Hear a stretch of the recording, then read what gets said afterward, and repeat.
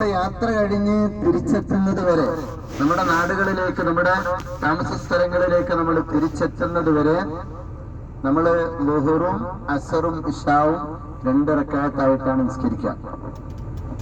അതന്നെയാണ് നമുക്ക് സുന്നത്തുള്ളത്. ശ്രദ്ധിക്കണേ. അതായത് 2 മർഹലയാണ് നമ്മുടെ യാത്രയെങ്കിൽ, അഥവാ 132 കിലോമീറ്റർ ആണെങ്കിൽ നമുക്ക് ജായിസാണ്, വേണമെങ്കിൽ ചെയ്യാം, വേണമെങ്കിൽ ചെയ്യണം. പക്ഷേ 3 മർഹലയാണെങ്കിൽ, അഥവാ 200 കിലോമീറ്റർ ഉണ്ടെങ്കിൽ അവിടെ സുന്നത്താണ്. അപ്പൊ യാത്രക്കാരായ നമ്മളെ സംബന്ധിച്ച് 4 നിസ്കരിക്കുന്നതിനേക്കാൾ നല്ലത് 2 നിസ്കരിക്കലാണ്. ശ്രദ്ധിക്കണേ. അങ്ങനെ നിസ്കരിക്കുമ്പോ 2 കാര്യങ്ങൾ നമ്മൾ പഠിക്കണം. എന്താണ് ആ 2 കാര്യങ്ങള്? ഒന്ന്, ശ്രദ്ധിക്കണേ, നിസ്കാരത്തിന്റെ തുടക്കത്തിൽ ഈ നിസ്കാരത്തെ ഞാൻ ചുരുക്കി നിസ്കരിക്കുന്നു എന്ന് നിയത്ത് ചെയ്യുക. ഉദാഹരണം, അടുത്തൊരു പമ്പിൽ നമ്മൾ നിസ്കരിക്കാൻ വേണ്ടി ഇറങ്ങുമ്പോ നിസ്കരിക്കുന്ന സമയത്ത് ളുഹർ എന്ന 4 റക്അത്ത് നിസ്കാരത്തെ 2 റക്അത്തായി ഞാൻ ചുരുക്കി നിസ്കരിക്കുന്നു എന്ന് നിയത്ത് ചെയ്യാം. രണ്ടാമത്തതോ, പൂർത്തിയാക്കി നിസ്കരിക്കുന്നവരോട് നാം തുടർന്നാൽ നമ്മളും പൂർത്തിയാക്കി നിസ്കരിക്കണം. ആ പറഞ്ഞ മനസ്സിലായോ? നമ്മൾ എന്ത് ചെയ്തു? ഒരു പള്ളിയിൽ കയറി നിസ്കരിക്കാൻ, അവിടെ ഒരു ജമാഅത്ത് നടക്കുന്നുണ്ട്. നമുക്ക് ഇമാമിനോട് പോയിട്ട് ചോദിക്കാൻ പറ്റുമോ, നിങ്ങൾ 2ആണോ നിസ്കരിക്കുന്നത്, 4? പറ്റൂല. അങ്ങനെ നമ്മള് 2 എന്ന നിയത്തിൽ ഇമാമോട് കൂടെ തുടർന്നു. ഇമാമ നിസ്കരിക്കുന്നത് 4 ആണെങ്കിലോ നമ്മളും 4 നിസ്കരിക്കണം. ഇന്നലെ ഞാൻ അൽറാസ് അങ്ങനെ നിസ്കരിക്കേണ്ടി വന്നു. നിസ്കരിക്കുമ്പോഴേ ഞാൻ തുടർന്നത് ആരുടെ കൂടെ? മഗ്‌രിബ് നിസ്കരിക്കുന്നവന്റെ കൂടെ. കാരണം ഞാൻ കസ്റാക്കിയിട്ടാണ്. അപ്പോ പൂർത്തിയാക്കി നിസ്കരിക്കുന്നവരാരാണെങ്കിലും അവരോട് നമ്മൾ തുടർന്നാൽ നമ്മൾ എന്ത് നിസ്കരിക്കണം? 4 നിസ്കരിക്കണം. അപ്പൊ ചില വിടവന്മാരുടെ മനസ്സിൽ കൂടെ ഒരു ചോദ്യം പോണ്ട്. എന്താന്നറിയോ? എന്താ? 4 റക്അത്ത് നിസ്കരിക്കുന്ന ഇമാമിന്റെ 2 റക്അത്ത് കഴിഞ്ഞിട്ട് നമ്മളത് തുടർന്നാലേ ഇമാമിന് 2 ഉണ്ടാവും, നമുക്കും 2. അതുപോലെ പറ്റുമോ? പറ്റില്ല. കാരണം മഹാനായ ഇമാം നബവി റളിയല്ലാഹു അൻഹു തന്റെ ശറഉൽ ഇലാഹിൽ പറയുന്നത് കാണാം, അല്ലാ യഖ്തദി ബിമുത്തിമ്മിൻ ഫീ ജസ്ഇൻ മിനസ് സ്വലാഹ്, നിസ്കാരത്തിന്റെ ഒരു ജസ്ഇലും അഥവാ തഹിയ്യാത്തിൽ പോലും ഇമാമിനോട് തുടരാൻ പാടില്ല. തുടർന്നാൽ എന്ത് ചെയ്യണം? പൂർത്തിയാക്കി നിസ്കരിക്കണം. മനസ്സിലായില്ലപ്പത്? ഖസ്ർ ഞാൻ പറഞ്ഞ മനസ്സിലായില്ലേ? 4 റക്അത്തുള്ള നിസ്കാരങ്ങളെ 2 റക്അത്തായി ചുരുക്കി നിസ്കരിക്കുക. രണ്ടാമത്തതോ, അങ്ങനെ നിസ്കരിക്കുമ്പോ 2 കാര്യങ്ങളാ പറഞ്ഞത്. ഒന്ന്, നിസ്കാരത്തിന്റെ തുടക്കത്തിൽ നമ്മൾ നിയത്ത് ചെയ്യണം. രണ്ടാമത്തതോ, പൂർത്തിയാക്കി നിസ്കരിക്കുന്ന ഇമാമിന്റെ കൂടെ നമ്മൾ തുടർന്നാൽ നമ്മളും പൂർത്തിയാക്കി നിസ്കരിക്കണം. ഇനി മറ്റൊന്നാണ് ജമ്മ്.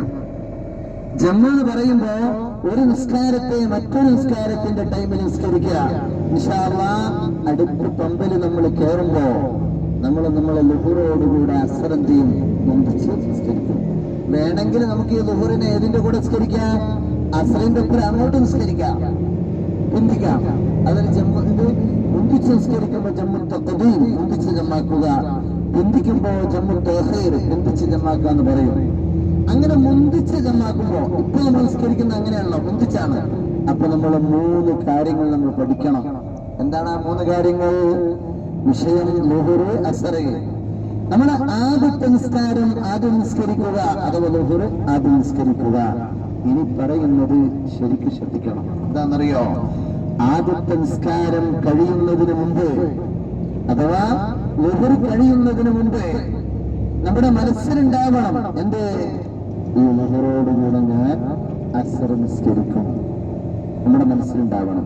പിന്നെയോ, ളുഹുർ കസ്റാക്കി 2 റക്അത്ത് നിസ്കരിക്കുക. കഴിഞ്ഞ ഉടനെ എന്ത് ചെയ്യുക? അസ്ർ നിസ്കരിക്കുക. അത്രേ ഉള്ളൂ. ഇനി വേണമെങ്കിൽ നമുക്ക് ശ്രദ്ധിക്കണേ. അപ്പൊ 3 കാര്യം ഞാൻ പറഞ്ഞത്. ആദ്യത്തെ നിസ്കാരം ആദ്യം നിസ്കരിക്കുക. രണ്ടാമത്തതോ, ആദ്യത്തെ നിസ്കാരം കഴിയുന്നതിന് മുമ്പ് നമ്മൾ എന്ത് ചെയ്യണം? നമ്മുടെ മനസ്സിലുണ്ടാവണം. രണ്ടാമത്തെ നിസ്കാരം അഥവാ അസ്റിന്റെ കൂടെ നിസ്കരിക്കും. മൂന്നാമത്തത്, ആദ്യത്തെ നിസ്കാരം കഴിഞ്ഞ ഉടനെ നമ്മൾ 2ാമത്തെ നിസ്കാരം നിസ്കരിക്കുക. ഇനി ളുഹുറിന്റെ ടൈമിൽ നമ്മൾ യാത്രയിലാണെങ്കിൽ നമുക്ക് ളുഹുറിന് എന്ത് ചെയ്യാൻ പറ്റും? അസ്റിലേക്ക് പിന്തിച്ച് ജമ്മാക്കാൻ പറ്റും. അപ്പൊ ഒരു കാര്യം മാത്രം ശ്രദ്ധിച്ചാൽ മതി. എന്താ അറിയോ? ആദ്യത്തെ നിസ്കാരത്തിന്റെ ടൈം കഴിയുന്നതിന് മുമ്പ് നമ്മൾ എന്ത് ചെയ്യണം? നിയത്ത് ചെയ്യണം. ഈ നിസ്കാരത്തെ ഞാൻ എന്റെ ലുഹ്ർ ഞാൻ അസറിന്റെ കൂടെ നിസ്കരിക്കുമെന്ന്. അല്ലാഹു റബ്ബുൽ ഇസ്സത്ത് എല്ലാ നിസ്കാരങ്ങളും അതാത് സമയങ്ങളിൽ നിർവഹിക്കാൻ അല്ലാഹു നമുക്ക് തൗഫീഖ് നൽകട്ടെ. ആമീൻ യാ റബ്ബൽ ആലമീൻ. ഒന്ന് ഉഷാറായിട്ട് ഇരിക്കി. നമ്മൾ എവിടുക്കാ പോണത്?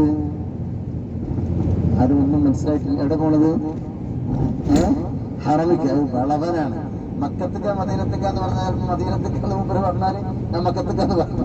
ഹറമിക്ക് വല്ലാത്ത വളവൻ. നിങ്ങളെ പുതിയാപ്പിള കിട്ടാ വീട്ടിലിങ്ങനെ തന്നെ. ശ്രദ്ധിക്കണേ. നമ്മൾ നേരെ പോകുന്നത് പരിശുദ്ധമായ മദീനയിലേക്കാണ്. ശ്രദ്ധിക്കണം. മദീനയിലെത്തി മുത്ത് സല്ലല്ലാഹു അലൈഹി വസല്ലമ തങ്ങളുടെ ആ പരിശുദ്ധമായ ആ ഹുജറത്തു ഷരീഫയുടെ മുൻവശത്തുള്ള ആ വിശാലമായ മുറ്റല്ലേ, അവിടെ നിന്നാണ് നമ്മൾ നോമ്പ് തുറക്കുക. റസൂലുള്ളാഹിന്റെ അതിഥികളായി.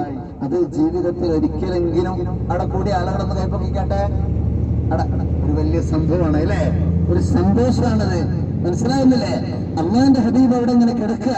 ഇപ്പുറത്ത് നമ്മൾ അള്ളാന്റെ ഹബീബിന്റെ അതിഥികളായി നമ്മൾ അവിടെ നിന്ന് നോമ്പ് തുറക്കുക. അള്ളാഹു തൗഫീഖ് തരട്ടെ. ആമീൻ പറഞ്ഞോണ്ട് എന്നാലേ വണ്ടി വേണ്ടെത്തുള്ളൂ ഇൻഷാ അല്ലാഹ്.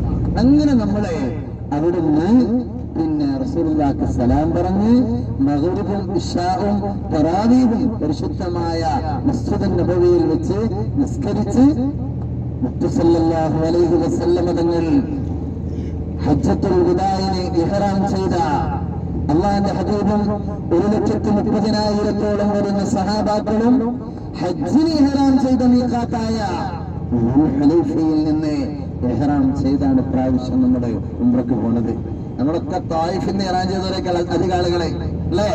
ഒരാളെന്നോട് ചോദിച്ചാൽ എവിടുന്ന ഇഹ്റാം ചെയ്യാ എന്നാ കേട്ടോ, ഒരു 5 മീഖാത്തുണ്ട്. ഏതൊക്കെയാ? ഹുലൈഫ, യലംലം, കർമ്മനാസിൽ, റാത്തൂർക്ക്, ജോഫ, ഇങ്ങനെ 5 മീഖാത്തുകളാ. അതില് ഒന്നാമത്തെ മീഖാത്താണ് ഇത് ഹുലൈഫ.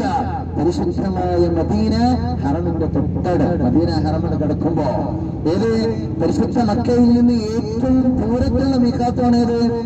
ഹുലൈഫ. ഇൻഷാ അല്ലാഹ് നല്ല ഭാഗ്യാണ് നമുക്ക് അല്ലേ? ഈ യാത്ര ഒന്ന് ഖൽബ് കൊണ്ട് കാണണം നിങ്ങളെ. അല്ലാഹു റബ്ബുൽ ഇസ്സത്ത് നമ്മുടെ ജീവിതത്തിൽ നമുക്ക് എന്തൊക്കെ അനുഗ്രഹങ്ങൾ ചെയ്തിട്ടുണ്ടോ എന്ന് ഹബീബിങ്ങളെ, അതിനേക്കാളൊക്കെ ഏറ്റവും വലിയ അനുഗ്രഹമാണിത്. എന്താ കാരണം എന്നറിയോ? എന്താ കാരണം? ഞാൻ നിങ്ങളോടൊന്ന് ചോദിക്കട്ടെ. നമുക്കറിയാം ആദം നബി അലൈഹിസ്സലാത്തു വസ്സലാം മുതൽ അഷ്റഫുൽ ഖൽഖ് സല്ലല്ലാഹു അലൈഹി വസല്ലം തങ്ങൾ വരെയുള്ള 1,24,000 പ്രവാചകന്മാരും ഹജ്ജ് കർമ്മം ചെയ്തവരാണ്. എല്ലാ പ്രവാചകന്മാരും ഹജ്ജ് ചെയ്തവരാണ്. എന്നാ ഞങ്ങളോട് ഒരു ചോദ്യം ചോദിക്കുകയാണേ, അതിൽ ഏത് നബിന്റെ കൂടെ ഉണ്ടായിരുന്നെങ്കിൽ ഞാൻ എന്നാ നിങ്ങൾക്ക് ആഗ്രഹമുള്ളത്? ആദം നബിന്റെ. ആരെ കൂടെയാ പറയും? മുഹമ്മദ് മുസ്തഫ സല്ലല്ലാഹു അലൈഹി വസല്ലം തങ്ങളുടെ കൂടെ അല്ലേ? ആഗ്രഹമല്ലേ? ആഗ്രഹിച്ചോടെ ആഗ്രഹിച്ചാൽ കൂലി അങ്ങനെയല്ലേ? നമ്മുടെ ഹബീബിന്റെ കൂടെ ആരാ കൂടെ ഉണ്ടായിരുന്നത്? അബൂബക്കർ സിദ്ദീഖ് തങ്ങള്, ഉമറുൽ ഫാറൂഖ് തങ്ങള്, ഉസ്മാൻ ഇബ്നു അഫ്ഫാൻ തങ്ങള്, അലി ഇബ്നു അബീ ത്വാലിബ് തങ്ങള്. വേണ്ട, റളിയല്ലാഹു അൻഹും. അല്ലാഹു പൊരുത്തപ്പെട്ടിരിക്കുന്നുവെന്ന് പരിശുദ്ധ ഖുർആൻ പ്രഖ്യാപിച്ച 1,30,000-ഓളം വരുന്ന സഹാബാക്കൾ ഹബീബിന്റെ കൂടെ ഉണ്ടായിരുന്നു. ആ കൂട്ടത്തിൽ അള്ളാന്റെ ഹബീബിന്റെ ബാഗ് പിടിച്ചിട്ട്, അല്ലെങ്കിൽ സിദ്ദീഖ് തങ്ങളുടെ ഹാദിമായിട്ട്, അല്ലെങ്കിൽ ഉമർ തങ്ങളുടെ കൂടെയായിട്ട് ആ ഹജ്ജിന്